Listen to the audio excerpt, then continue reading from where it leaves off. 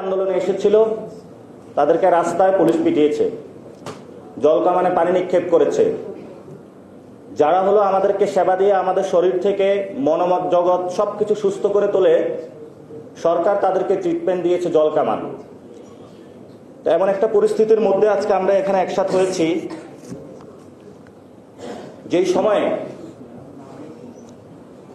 বাংলাদেশের মানুষ প্রশ্ন করছে যে বাংলাদেশের মানুষের আসলে সংস্কার প্রয়োজন আছে নাকি নাই, সংস্কার প্রয়োজন আছে নাকি নাই, সেই প্রশ্নে গত 15 বছর মানুষ লড়াই করে এটাই বোঝানোর চেষ্টা করেছে বর্তমান যে সংবিধান, বর্তমান যে ফেসিবাদী কায়দা, রাষ্ট্রের যে সিস্টেম, এই সিস্টেমের অধীনে বাংলাদেশ চলতে পারে না।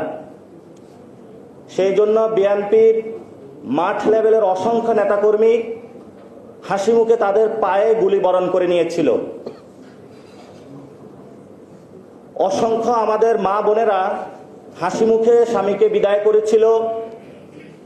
জেল গেটে গিয়ে কখনো তারা ভারাক্রান্ত হয়ে ঢুলে পড়ে নাই যে আমার স্বামী একটি যুদ্ধে চলমান আছেন, যে যুদ্ধটা হলো শেখ হাসিনা রিজিমের বিরুদ্ধে।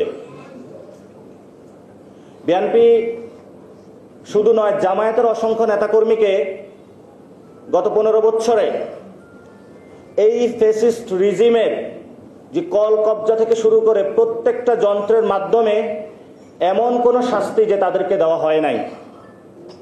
ইলিয়াস আলীর লাশ কিন্তু আমরা এখনো পাই নাই, শিবিরের মোকাদ্দেস আলীর লাশ এখনো আমরা খুঁজে পাই নাই। ফলত পুরো বাংলাদেশ যখন একটা জায়গায় ঐক্যমত হয়েছে, ঐক্যবদ্ধ হয়েছে যে বাংলাদেশে আমরা একটা সংস্কার চাই, হাসিনা যে ফ্যাসিস্ট রিজিমের বাংলাদেশে প্রতিষ্ঠা করেছিল, সে 72 সালের সংবিধান থেকে শুরু করে এটার আমরা পতন চাই, আমরা একটা যুদ্ধে অবতীর্ণ হলাম, সেই যুদ্ধে আমরা জয়ী হলাম এবং সেই যুদ্ধের পরে যে আমরা বাংলাদেশটা কিভাবে চালাবো সেটার জন্য সবাই একসাথে বসলাম।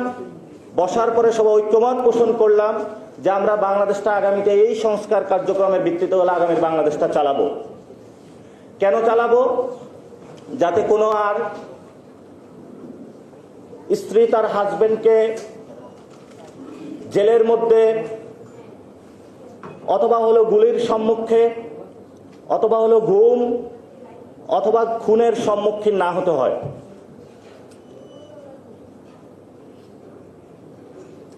সদ্য ভূমিষ্ঠ সন্তানের কোনো বাবা যাতে এই ফ্যাসিস্ট রিজিমের ভবিষ্যতে ফেসিবাদী আচরণের শিকার না হয়, এই জন্য আমরা সংস্কার প্রক্রিয়াগুলা একটা জায়গায় ঐক্যবদ্ধ হয়েছিলাম। কিন্তু সেই সংস্কার প্রক্রিয়া থেকে একটি দল বেরিয়ে গেছে। বেরিয়ে গিয়ে তারা বক্তব্য দিল যে জুলাই সনদ জনগণ বুঝে না, জনগণ বুঝে না। তো যদি জনগণ যদি না বুঝে, স্কুল কলেজের বাচ্চারা যদি সংস্কার না বুঝে, তাহলে পুরো ঢাকা থেকে পুরো বাংলাদেশের যে দেওয়ালগুলো রয়েছিল, এই দেওয়ালগুলো আঁকলো কারা? দর্শক, আমরা এখন সরাসরি এনসিপি নেতা নাসরুদ্দিন পাটোয়ারির বক্তব্যে ছিলাম।